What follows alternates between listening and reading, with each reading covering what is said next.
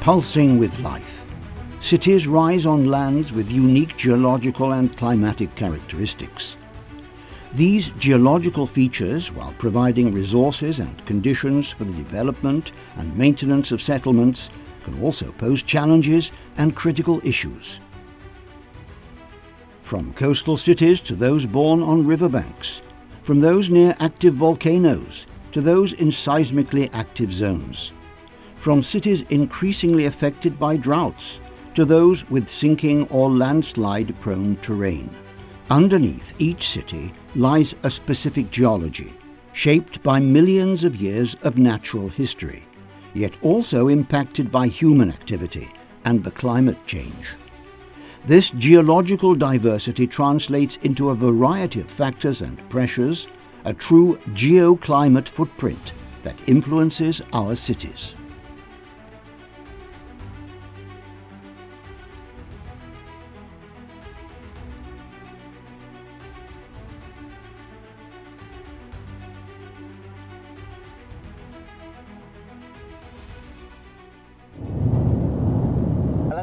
The challenge of the urban geo-footprint is to make even those who know nothing about geology understand that it is actually very present in everyday life, and it is more present in our cities than we might think about.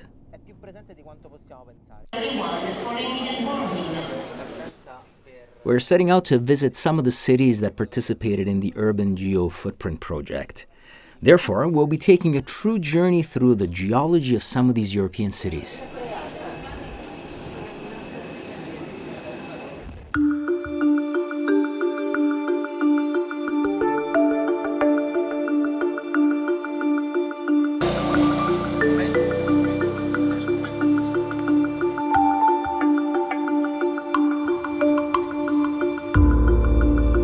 Hi, Francesco. Nice to meet you.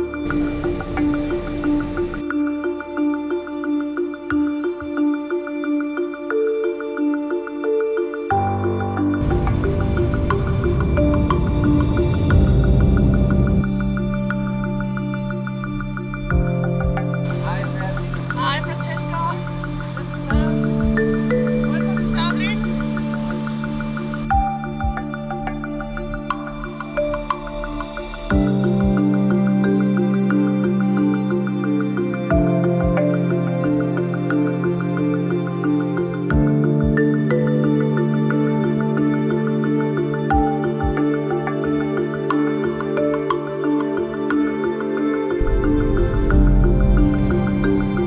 Ciao Marco.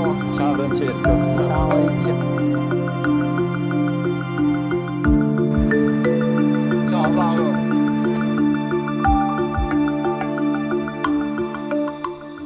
Based on the idea that cities with similar geological climatic features will also face similar issues, the European Network of Geological Surveys, EuroGeoSurveys, within the Urban Geology Expert Group, developed in coordination with ISPRA and in collaboration with the University of Granada in Spain, the UGF Urban Geoclimate Footprint Tool. This tool enables the visualization of all the geological features of the context upon which the city is founded, even graphically, in a comprehensive overview. Each analyzed city has its own geofact sheet, as seen here. We have several analyzed sheets in hand. The unique aspect of these sheets is that they allow to condense the geological complexity and the climatic characteristics of a specific city through a series of concise information. Among these are the drivers, which represent the natural phenomena such as deep processes, surface processes, and exogenous processes linked to the city's climatic conditions as well as its geology. The fifth driver relates to anthropic processes, in other words, the pressures which are tied to human activity. The drivers are represented through a radar chart for the natural ones, offering an immediate visualization of which of the four natural drivers are most critical within a city. The anthropic driver, on the other hand, is represented by a different type of indicator shown at the bottom of the sheet as a gauge. For example, in the case of Naples, the prevailing driver is related to deep processes.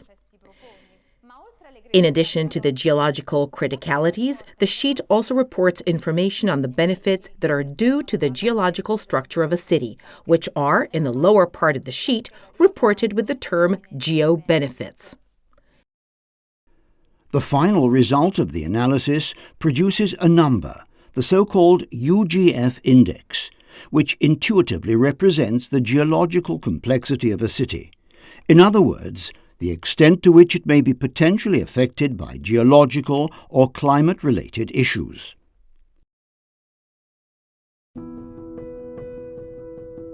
The driver geology encompasses those physical and structural characteristics of the area where the city arose, such as its morphological layout, the rocks typology present and their structure, the presence of groundwater interfering with the infrastructures, and the accumulation of anthropogenic deposits.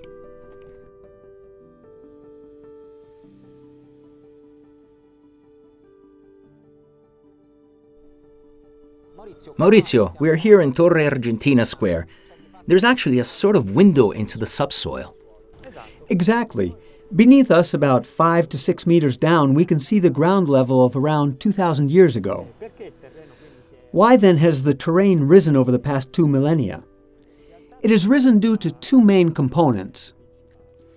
On one hand, there are the floods of the Tiber River, which deposited sediments. On the other hand, there is a strong anthropic component. We must remember that Rome, over the course of its history, has been destroyed and rebuilt multiple times due to fires, invasions. This alternating cycle of ruins and river deposits has gradually raised the base level from the original one to what we see today. Understanding the characteristics and nature of soils is crucial when constructing infrastructure on the surface or underground, as in the case of a subway line. Building a subway means interacting with the heritage at ground level, understanding and characterizing the soils we will encounter. Having an accurate reconstruction of the subsoil along the entire development route is fundamental for making the right choices, which also guide the design of the machine that digs the tunnels, the so-called TBM, or tunnel boring machine, which of course must be guided by choices that vary depending on the geology. Therefore, to ensure the protection of existing structures, it's essential to understand the geological model that we will be faced with. The driver superficial processes considers all surface phenomena, such as landslides, floods, subsidence, and coastal erosion.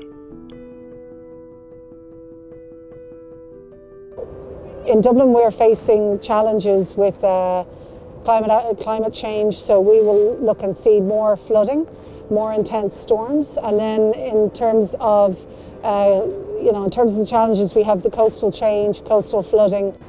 We are in an area that is the Dublin port, which is one of the main infrastructures for Ireland because it's where all the export and imports happen, most of them. And this area is at high risk due to the sea level rise. In 200 of years, all of this will be flooded. So we're looking at Killiney Bay, but you can see the granite forming a resistant headland, and then we have the softer coastline, which is subject to coastal change. My left shoulder, we have the railway line, and this has national and regional trains running on it, but it also has the DART, which serves the Dublin area, and this has been compromised in the past with coastal erosion.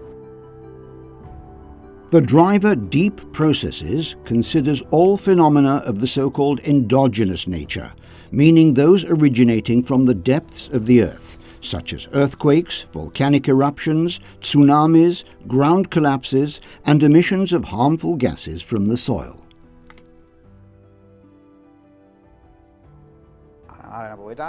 The Naples area is affected by volcanic activity from as many as 3 different volcanoes: Vesuvius, Campi Flegrei, and Ischia Island.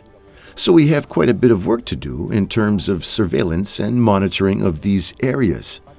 In fact, we're here in this monitoring room at the Vesuvian Observatory of the INGV.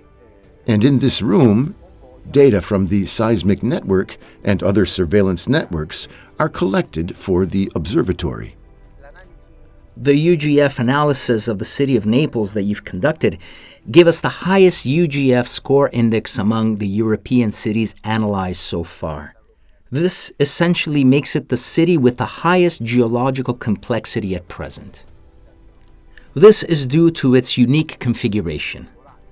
Yes, there are two volcanic structures, Vesuvius on one side and the Campi Flegrei on the other, that are active and naturally determine for the city both high volcanic and seismic hazards.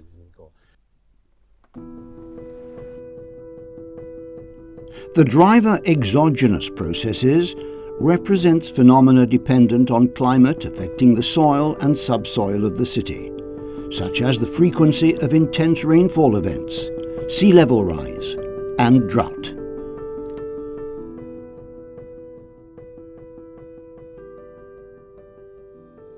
Warsaw is a city that is within a flooding hazard area. Vistula River part is a natural valley. The level of Vistula River can change. For sure, the impact of climate change will affect the Vistula River, and even if it's for flooding, it's destructive for infrastructure, and if it's drought, it will affect the water source for Warsaw and its quality. It's essential to keep the water controlled and adapt the city if the changes would occur.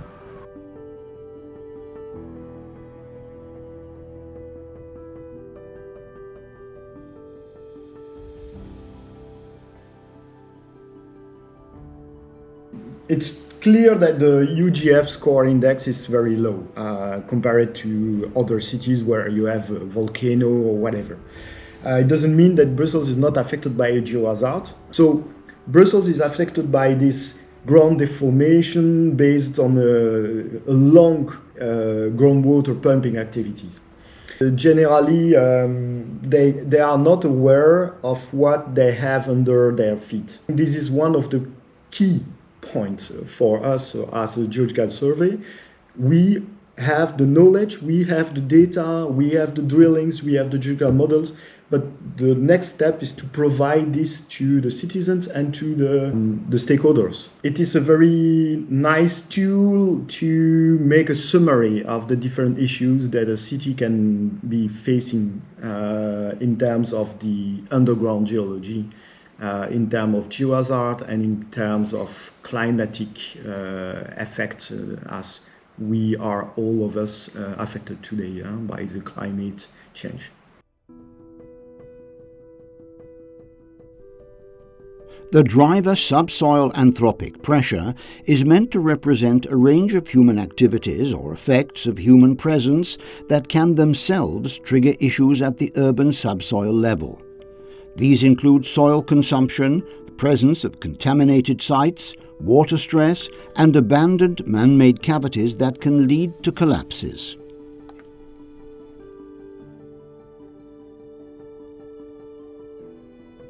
From here we have a view of the city and its high capacity. We can see that almost 80% of the area of the municipality of Barcelona is completely sealed, and a consequence of that is the complete obliteration of the natural network, fluvial network. Here next to the harbor of Barcelona, when we can see the seafront of the city that has been modified quite a lot for the construction of the harbor and all its increase, and also for some increase of the urban network and change of the course of the river. The characteristic of Barcelona is the density of population. It's one of the most dense cities of the world. We are here in one of the most representative, most iconic places in the city. But there is something beneath our feet that you'd like to show us. Yes, of course. Let's go. We're in the central area of the Galleria Borbonica, an artificial tunnel created starting in 1853 at the behest of King Ferdinand II of Bourbon. Various technical strategies were designed, making the tunnel a pride of Bourbon civil engineering in the underground. In fact, to bypass some underground cisterns, they built bridges down here. This had never been done before, and building bridges is challenging even above ground, but doing it underground with only the light of candles and torches was a remarkable feat. The tunnel remained unfinished, and right after the Second World War, people recalled the numerous cavities beneath Naples. 208 of these, including this one, were transformed into air raid shelters. The tunnels, in particular, allowed 10,000 citizens to stay safe for hours or days from the many bombings that struck Naples during the war. Paolo, so we've come down here into the Galleria Borbonica, which is a magnificent example of repurposing a subsoil space for different uses than those for which it was originally developed. In the tool, we have a parameter that speaks precisely about this. That is the subsoil consumption. What can we say about this space or similar ones that might exist not only in Naples, but also in other cities of Italy and of the world? In Naples, as well as in many other cities in Italy and around the world, there is a centuries-old use of the subsoil that, as in the case of Naples, can become not only a resource but also a potential hazard. These spaces require maintenance.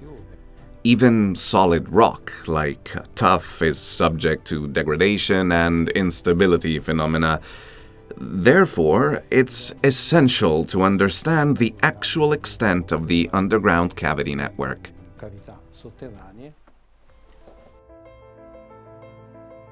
With the city geofact sheet, which is the final result of the analysis, you could, for example, explain better and easier to any person who is non-expert about the geology of the city. How is the geology of the city? Of course. Having a field with general city info and general geological setting description, and you can highlight many different aspects, so it's very useful to show in general the characteristics of the geology of a city. Once we will have the analysis of different cities, we will be able to compare cities with similar values assigned to some parameters, which means that there are similarities in the geological structures of the cities we are considering. These similarities will allow us, once we have analyzed many cities, to make comparisons, create a network, and establish a network of cities that can exchange best practices and learn from each other. So, the idea for the future is to perhaps build a database of best practices implemented by these cities to address specific issues.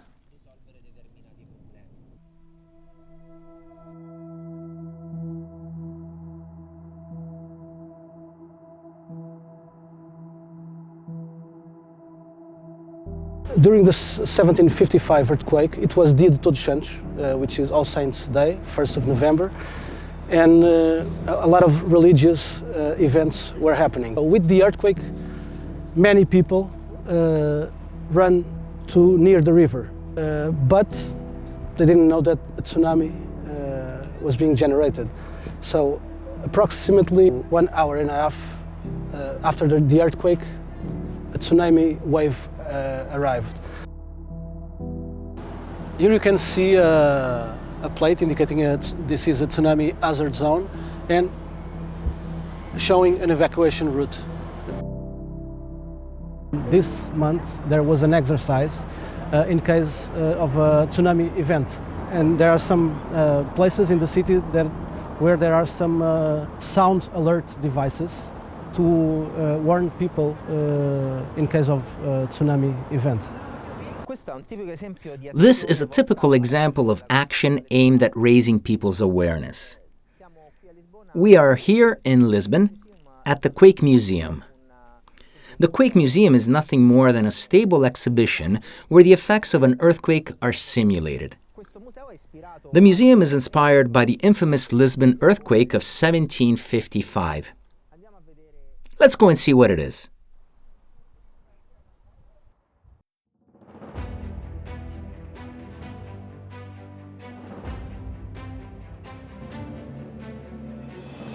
So once again, welcome to November 1st of 1755. And before the mass begins, I'd like to tell you some important things. Number one, there will be some tremors on this area, so if anyone doesn't feel comfortable, there is a bench over there that doesn't shake.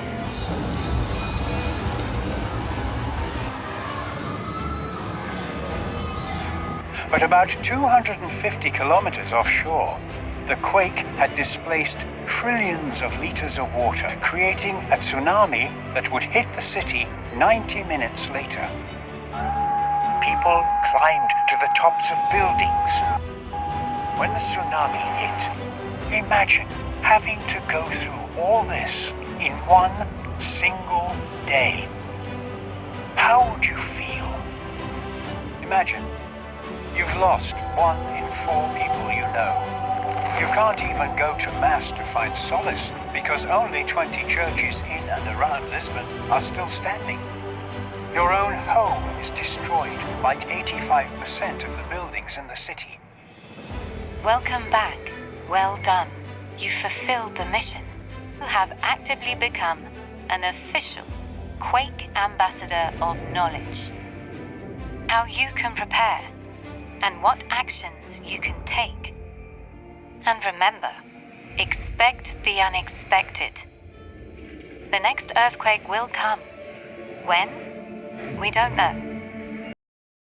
It was sentence that was the synthesis of the work we do to increase the awareness of people on earthquakes, but every geological issues, natural hazard for the cities. So that awareness should be continuously being made.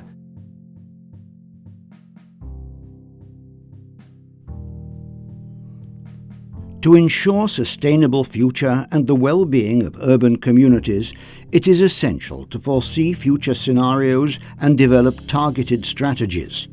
By working together and sharing knowledge and experiences, we can build more resilient and livable cities. Collaboration among different cities is crucial to finding effective solutions to the urban problems we all share. The sharing of best practices and exchange of experience among cities is fundamental because, indeed, we share the same problems. We face the same challenges. Specifically for Rome, the focus is undoubtedly that of the Mediterranean area, where cities are heating up significantly, experiencing longer drought periods, and above all, must defend themselves against sudden, intense rainfall that brings cities to a standstill. Currently, we're working on Rome's climate adaptation strategy, where we're trying to understand the ongoing trends and possible high-risk scenarios for the city. We have involved the entire scientific community to understand and then review policies, to prepare to meet the city's needs and adapt the city to an already changing climate. Currently, 50% of the world's population lives in urban areas, and the trend suggests that in the next 25 years, this figure will exceed 60 to 65%. Therefore, it is crucial for citizens, and especially administrators, to understand what lies beneath the surface, which is essentially the primary infrastructure of the city, the foundation that sustains it and supports its potential growth. We want the tool to become part of the common language of administrators and citizens, forming the basis of a land management model that is aware of the problems and focused on sustainability. The geology of a city is its primary infrastructure, the often invisible foundation on which every building, bridge, and human structure stands. Many local administrations are already adopting best practices and innovative solutions to make cities safer and more resilient. But it is essential to understand this infrastructure to prevent it from causing issues for those we can define as secondary infrastructures, such as homes, roads, and railways, and to ensure the safety of citizens. We at the Joint Research Centre, JRC, of the European Commission are very pleased that ISPRA, a national governmental institute from an EU member country, proposed a tool to the JRC that could also be useful for other EU member countries. We are considering, for example, including this tool on our Risk Data Hub platform, a portal that gathers data on natural and non-natural risks and disasters for all European cities. An understanding of the geology of our cities is extremely important, particularly in the context of climate change, where we need to adapt the infrastructure of our cities, the way that we live in our cities, to mitigate the effects of climate change. And geology has a big impact on that. The Urban Geofootprint tool is a way for geoscientists to connect with urban planners and decision makers in order to bridge that gap, if you like, in understanding, in expertise and experience.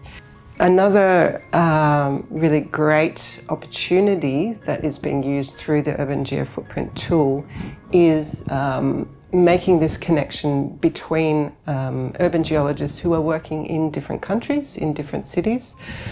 By coming together to work together on the Urban Geofootprint tool, they're able to share their expertise, their knowledge, to improve their capacities, to understand their cities, to look at other cities that might be facing similar challenges, and share knowledge about how those challenges can be tackled.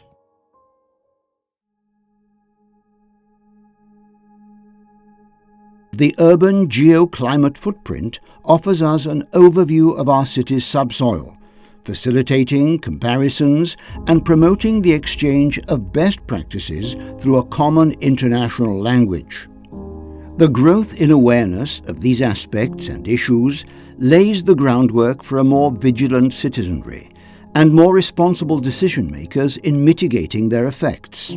This awareness also represents a crucial preventive action, encouraging public administrations to consider urban geology in urban planning, therefore helping to improve the quality of urban life.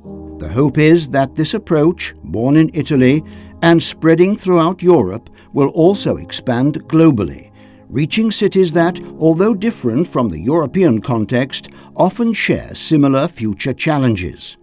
Understanding these challenges is the first step in addressing them successfully and building a sustainable urban environment for future generations.